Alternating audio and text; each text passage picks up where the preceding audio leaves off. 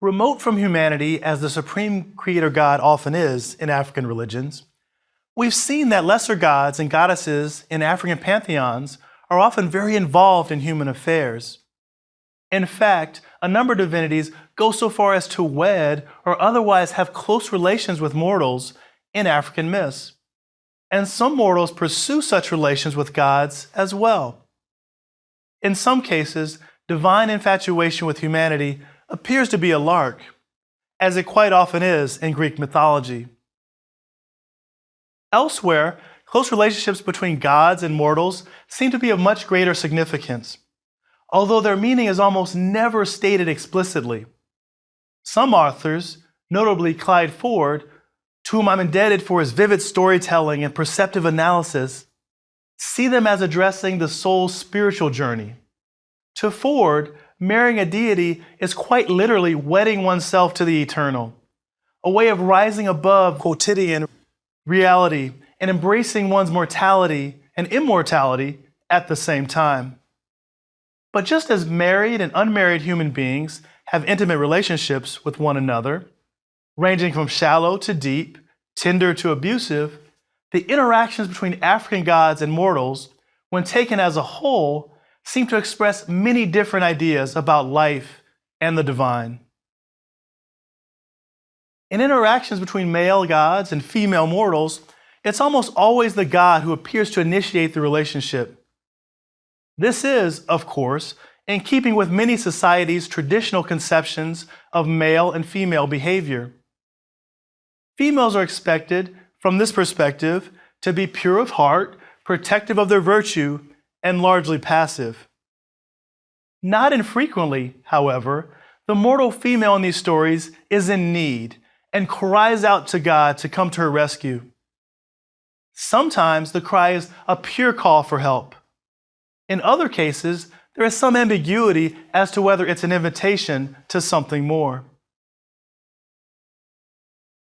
The Chaga people of Tanzania tell a story of a tender and loving girl named Mrego. All the men in her village were captivated by her and lavished attention on her, producing hatred and jealousy among the rest of the village's girls. One night the girls met and hatched a plot to rid themselves of Mrego so they could enjoy the male affections that they thought they deserved. They dug a hole by a field where they were supposed to be planting seed and lured Mrego to it by announcing that they had created a new game. Then they began to clap their hands, and each girl took a turn jumping into the hole and leading the others in song before jumping out again. When Mrego's turn came, she jumped into the hole like the others before her and sang joyfully in her lovely voice. For a moment, the other girls were so transported that all they could do was listen. But then the eldest girl rushed to a large rock that she and the other girls had hidden in the tall grass nearby. And all the girls rolled on top of the hole and trapped Mrego underneath. That evening, Mrego's parents were alarmed when she didn't come home to dinner, and they searched for her everywhere. All the girls lied and said that they saw her walk away into the forest, but that she never came back. Days went by, and Mrego's family looked for her in all directions, but could find no trace of her. Meanwhile, the girls went out about their daily work as before, but they were worried. They had hoped that Mrego would quickly die, but whenever they came near the large rock, they were distressed to find that she seemed very much alive and well. When they bent down and put their ears to the rock, they could still hear her singing happily. One day, Mrego's younger sister, Yakicha, saw them in the distance, listening at the rock, and she became suspicious. When they had gone away, Yakicha went to listen at the rock herself, and she immediately recognized her sister's voice. The rock was too big for her to move by herself, however, so she ran home and told her parents, and in short order, Mrego was freed. To everyone's amazement, she looked as fresh and as beautiful as she always had. Mrego explained that she had sung to the god Ruwa and asked for his help from beneath the rock, and Ruwa had answered her plea. He sent her bees that made honey for her, and she had not only lived, but thrived on its otherworldly sweetness. Rua is a Chaga god who is seen as a liberator and sustainer, although he is also identified with the sun. It's therefore clear why Mrego would seek his help, but why he responded is another matter. In this part of the story, Rua's intervention seems to be motivated solely by Mrego's beauty and gentle nature. We are not told anything about her that would make her deserving of such extraordinary assistance. Later, though, Mrego proves herself worthy of Rua's aid. Mrego became engaged to a young man named Kiwaro. Before they could marry, however, she had to undergo an elaborate process. While the process was underway, the rains failed. Villagers sacrificed animals to try to break the drought, but nothing worked, and they began to starve. So they consulted the village shaman, and he concluded that Rua wanted Mrego to be sacrificed to him. Once again, Mrego's parents were upset, but they trusted the shaman, and so they sadly offered Mrego to him to be bound with small bells on her legs, as tradition required. Mrego did not resist and showed no anger at her parents or fear of her fate. Instead, as she was led to the place of sacrifice, she sang a song of exultation, bidding farewell to her parents and telling everyone that she was going to Rua. While she was still singing, though, a violent thunderstorm suddenly began, with bolts of lightning and downpour that soaked the land. The men who were going to sacrifice Mrego abandoned her and ran for cover. Everyone could hear her bells tinkling in the storm from behind the closed doors, but nobody could see her. When the storm clouds finally cleared, Mrego was nowhere to be found. The villagers' crops, however, had been rescued by the rain. The people gave thanks to Rua, and at first, everyone concluded that Mrego had gone to him. Later, though, it turned out that Mrego's grandmother had rescued the girl and hidden her in her hut, tying the bells from her legs to a sheep and sending it out into the storm instead. Still, the sheep itself had disappeared. On reflection, everyone reasoned that Rua had found Mrego simply too beautiful to die, and agreed to take the sheep in her place. For her part, Mrego showed only gratitude to Rua, and she went on to marry Kiwaro. Now, one might interpret this charming story as a mere folktale about a plucky young girl and her quick-thinking sister and grandmother, rather than a story about the relationship between a girl and a god. And surely it pokes some fun at the shaman and the villagers for their behavior and their credulousness. Consider, though, the miraculous details of her survival. She doesn't just endure with the help of bees while she is buried. She emerges radiant and as beautiful as ever. And when she sings to Rua on the way to being sacrificed, a storm comes from out of nowhere to save her. These are not events that seem likely to occur without divine intervention. This story suggests that Mrego's faith in Rua is well placed, and that the beauty and virtue she possesses are being presented to the audience as pleasing to the gods. Even though she goes on to marry a fellow mortal, it's Mrego's special relationship with Rua that enables her to do so. The Yarwanda people of Rwanda also tell a story of a god who arrives with a thunderclap to rescue a woman in distress. In their story, however, the god is initially a more intimidating figure, and his relationship with both the woman and her daughter are more complicated. As the myth begins, a man named Kwasaba has to go away to fight a war. While on her own, his wife becomes very sick and bedridden and can't build a fire or otherwise take care of herself. Feverish and afraid that she'll die of cold, she cries out to anyone to save her, even the thunder in the heavens. The skies begin to rumble and grow dark, and suddenly the god Thunder appears before her, holding an axe. In a flash, she cuts all her wood and lights a fire using the heat from his fingertips. But then he approaches her and asks what what she is going to give him in return. Thunder demands the woman's daughter when the girl is born. Fearful and seeing no other alternative, the woman agrees, and Thunder vanishes. The woman gives birth to a daughter and names her Masike. When Kwasaba returns from the war, his wife announces that he is a father, but Kwasaba is concerned to learn about the agreement she has made with Thunder. Kwasaba says that Masike must never leave the house or Thunder may carry her away. Already you can see differences between Thunder's behavior and the actions we can attribute to Ruwa in the Chaga story. Far from merely answering the desperate call of Kwasaba's wife, he takes advantage of her situation to exact a promise she might otherwise never make. Indeed, it's left unclear in the story whether he takes advantage of her in another way as well. We don't learn that she's expecting before Kwasaba goes to war. We only find out after Thunder visits her with an axe in hand while she's in bed, and we're not told how she knows she's pregnant, much less pregnant with a girl. The story also seems designed to raise questions about the woman's motives.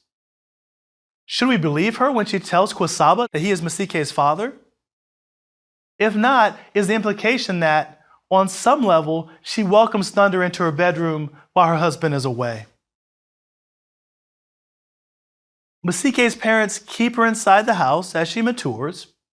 One day, she develops a strange characteristic. While her friends are visiting to play with her, beads and jewelry begin to fall from her mouth whenever she laughs. Kwasaba concludes that this is Thunder's doing. In keeping with Yarwanda custom, he is sending gifts to Masike's parents in anticipation of taking the girl for his wife. The parents redouble their efforts to protect Masike. But inevitably, one day her friends invite her to go play with them by a stream, and she slips out of the house when her parents aren't looking. As the girls play, clouds gather overhead, and suddenly Thunder appears and demands to know which of the girls is Masike. He confronts one of Masike's friends, who stammers that she is not the one. She describes the beads and jewelry that drop from Masike's mouth when she laughs, and shows Thunder that nothing drops from her own mouth when she is laughing. Thunder makes each girl laugh, and when he gets to Masike, her laugh brings forth the telltale beads and jewels. Thunder seizes her, and he and Masike disappear into the sky. Here, once again, ambiguity surrounds the behavior of both the divine and mortal characters. Thunder seems to be behaving honorably in sending payment for Masike to Kwasaba and his wife. On the other hand, his visit to the children while they're playing makes them afraid. Masike, for her part, has been warned of what could happen if she ventures outside, but she does so anyway. While one might interpret that as simply the restlessness of a young girl, Masike also does not weep or show fear when Thunder comes for her. Instead, she laughs as he demands. Perhaps she welcomes Thunder's interest. Perhaps, if she is also Thunder's offspring and is part divine, she feels drawn by her nature to the god. In the final part of the story, interesting qualities in the characters of Thunder and Masike are revealed. It turns out that Thunder is a kind husband. He has 3 children with Masike, and she is happy. When Masike tells him that she misses her parents and would like to introduce them to her children, Thunder readily agrees and provides her with gifts for her parents, provisions for the trip, and servants to accompany her. He warns her, however, to keep to the main road on her journey, as danger awaits beyond. For reasons that are unclear, Masike's party ends up straying from the main road and encounters an ogre who eats their provisions and then begins to eat the people. Desperate, Masike is forced to surrender first one child and then the next as she tries to save any of them. While the ogre is eating the others, she manages to send her 3rd child to her parents' house for help. Masike holds off the ogre until her child returns with reinforcements, and they mortally wound the ogre. Miraculously, before he dies, the ogre tells Masike that if she cuts off his big toe, she will regain everything he has taken from her. So she does, and all the people and provisions emerge unscathed.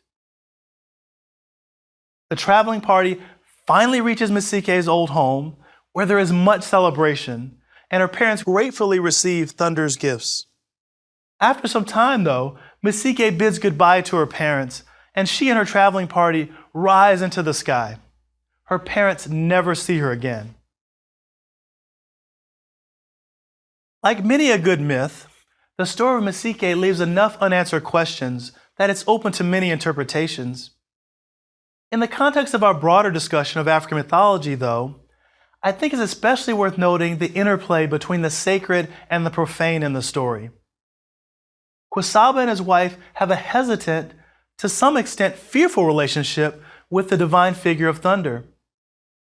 The wife may or may not have slept with him, but whatever she does is to some degree unwilling. Kwasaba, meanwhile, seeks to keep Masike from Thunder at all costs. Thunder, nevertheless, fulfills all his societal obligations to the parents and their daughter. Ultimately, the parents' trepidation seemed to cost them a lasting relationship with Masike and her husband. Masike, in contrast, quite literally embraces the divine in the story.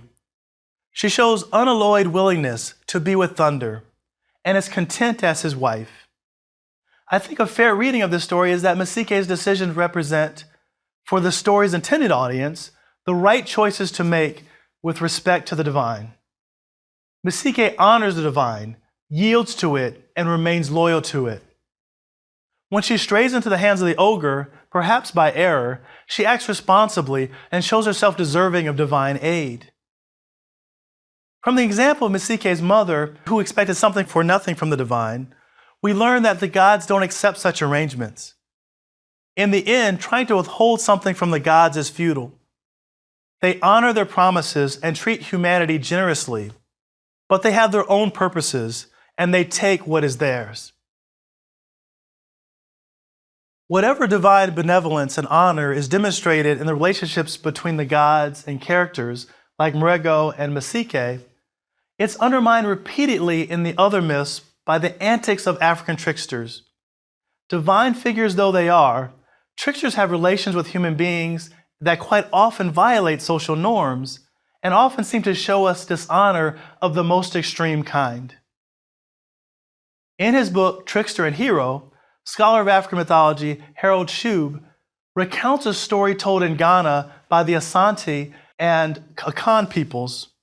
The story, which involves Anansi, the trickster spider, explains the origins of jealousy. It seems that a man named Akwazi lived with his wife Azo in a home that he built far from town because he was afraid other men would take Azo from him. Akwazi had reason to be worried because he was unable to conceive a child with Azo. The sky god Yame, who apparently disapproved of this, had told the young men of the town that any of them who was able should try to get Azo pregnant, and then take her for his wife instead. Seeing an opportunity, the spider Anansi volunteered for the job. He went to Akwazi and Azo's house, announcing that he had been sent by Yame and needed a place to sleep. And he used gifts to win the couple's confidence. Then, while having a meal with them, he slipped a purgative into Akwazi's food. That night, Akwazi had to run to relieve himself 9 times, and while he was away, Anansi persuaded Azo that her husband wanted him to make love to her. They made love repeatedly, and months later, longer after Anansi had departed, Azo's belly swelled. When Akwazi demanded to know what had happened, Azo reminded him about Anansi's visit and said she thought he had wanted Anansi to sleep with her. Akwazi did not hesitate, but took Azo to the sky in order to give her to Anansi as his wife. On the way, Azo gave birth to a child, and when they reached the sky, Anansi accepted Azo from Akwazi. As for the child, however, it was promptly killed, and its pieces were scattered about. Jealousy has been with people ever since. Taken in purely symbolic terms, this story can serve as an origins tale. In it, impotence is evidently viewed as failure to meet the basic requirements of marriage. Therefore, a man who behaves jealously toward his wife but fails to fulfill his responsibilities to her is rightly deprived of her by the gods. The child who represents the pointlessness of jealousy is sacrificed, and its dismemberment and distribution of the pieces explains why jealousy is found so widely among human beings. Still, I think we're also meant to react to this unsettling story on a human level. Anansi has taken advantage of a man's misfortune to sleep with his wife. He also either orders or acquiesces in the slaughter of his own child. If societal values are upheld in the story, they're upended in a shocking way. Tricksters have even more shocking interaction with human beings in other African myths. In one tale told by the Fon people of Benin, the trickster Legba, who is an offspring of the creator god Mawu, goes on what amounts to a sexual rampage. He and his brothers get into a dispute over how to divide the money they've been paid from playing in a funeral band, so they ask 3 women who happen by to help them resolve it. The brothers disagree with the women's views, however, so they kill them, and Legba proceeds to have sex with their dead bodies. Later in the same tale, he inflicts temporary impotence on all the men of a kingdom, sleeps with his own mother-in-law, and has sex with the king's daughter. Whatever worthwhile lesson such a story might teach, it also seems quite deliberately designed to flout any conventional standard of decency. Through his utterly amoral treatment of people, Legba appears to offer a reminder that, earnest and noble as human ideals and social norms may be, we maintain them in the face of forces that mock them without the least bit of compassion. Trickster behavior tends to extremes, but wanted behavior by African gods isn't the province of tricksters and male gods alone. You may recall that in the pantheon of the Yoruba of Nigeria, Oduduwa was in charge of the earthly realm, while Olorun ruled the heavens. Olorun's son, Obatala, created human figures from mud so that Olorun could give them life. In some Yoruba myths, Oduduwa is a female and is Obatala's wife. She is also known as the goddess of love. In one tale, she is said to have been strolling by herself in the woods when she encountered a handsome hunter. Suddenly seized with passion, Oduduwa flirted with him openly, and without further ado, the two gave free rein to their lust. Oduduwa enjoyed herself so much that she and the hunter built a house out of branches and continued to make love for several weeks. Eventually, Oduduwa grew weary and took her leave, but she promised to protect the hunter and anyone else who later chose to spend time in that same spot in the forest. That spot became a popular place to live, and eventually a city grew there called Edo. This story seems to have no particular lesson to convey to the audience, unless it's that passion is a powerful thing, or that looks matter, or that Edo is for lovers. The character of the hunter and his subsequent deeds appear to be irrelevant. He is attractive, and like the Greek Aphrodite, Oduduwa finds that a good enough reason to seduce a mortal. The gods may strike up relations with people on a whim, but when mortals pursue intimate relationships with the gods, the act is invariably more significant. One trifles with divinities at one's peril.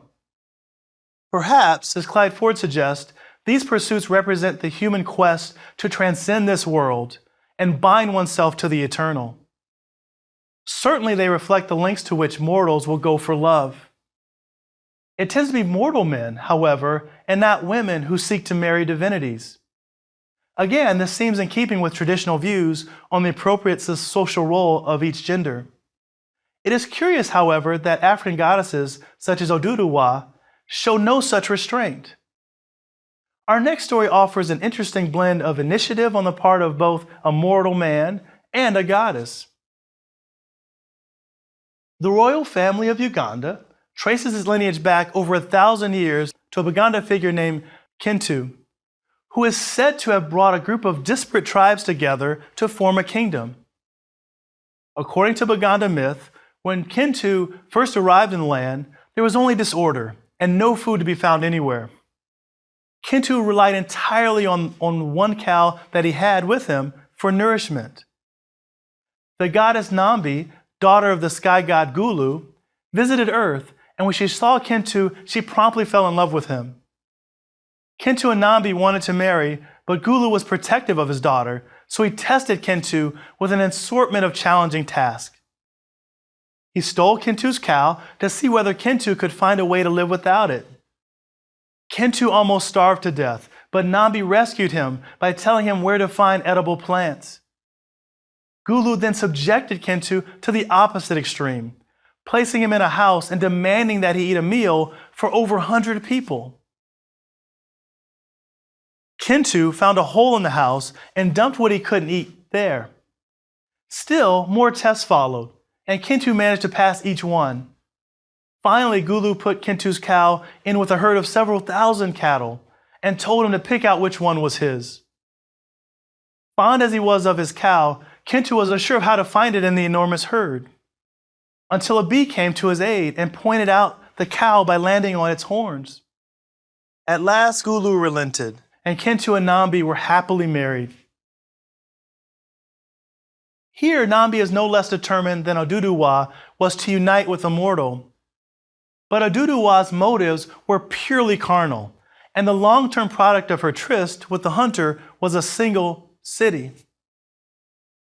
In the Baganda story, in contrast, Nambi's intentions are pure, and her union with Kintu establishes the Ugandan royal line.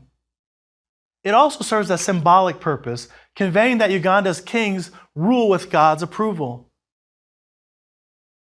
African mythology also contains stories of men who, with no prompting from on high, simply set their sights on winning the hand of a goddess.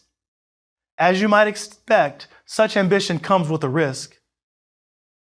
Kimanawezi, a cultural hero of the Abandu people of Angola, had a son who was also named Kimanawezi. In a well-known story, the younger Kimanawezi was told by his father to marry, but showed no interest in mortal women. Instead, he decided to wed the daughter of the sun and the moon. Unsure how to get a letter to his intended in-laws, on his own, he asked a variety of animals for help. But all said that they were unable, except a frog, who did not inspire young Kimanawezi's confidence. It turned out, however, that the frog knew of a well where heaven's water bearers came to refill their jugs each day. So the frog took Kimanawezi's letter and hid in the well, and when the water bearers drew water, they drew the frog out too, and took him up to heaven. With the frog's help, Kimanawezi eventually made the sun aware of his intentions and negotiated successfully for his daughter's hand. Still, Kimanawezi had no way to get the goddess down to earth until the frog intervened again. He returned to heaven and stole the goddess's eyes while she was sleeping, then wrapped them in a cloth and absconded with them. The sun was forced to surrender the daughter to restore her eyesight, and he sent her down from the heavens on a spider's web. The frog gave the goddess her eyes back and brought her to Kimanawezi, and the two were happily married. One might think that blackmailing a figure as powerful as the sun could have consequences, and in fact, it wasn't long before monsters came while the younger Kimanawezi was away and ate his father and everyone else in their household except his new wife. But the goddess does not seem to have held her temporary blindness against Kimanawezi, and the young couple lived on and had children. Effectively, their marriage seems to demonstrate that human determination, if combined with enough sense, patience, and the right help from the world of animal spirits, can allow us to rise above our earthly station. With such pluck and support, we can sometimes contend and even join forces with the gods themselves. African mythology, then, represents a wide variety of different relationships between the gods and humanity, and an equal variety of perspectives on how we should view ourselves with respect to the forces that control our lives. We may embrace them and seek to rise above the limitations of our own mortality, We may find ourselves either caressed or abused by their fickle, arbitrary behavior, or we may assert ourselves and dare fate by claiming their powers for ourselves. The myths of each people preserve for each new generation the wisdom that their ancestors acquired as they struggle to find the right way to live.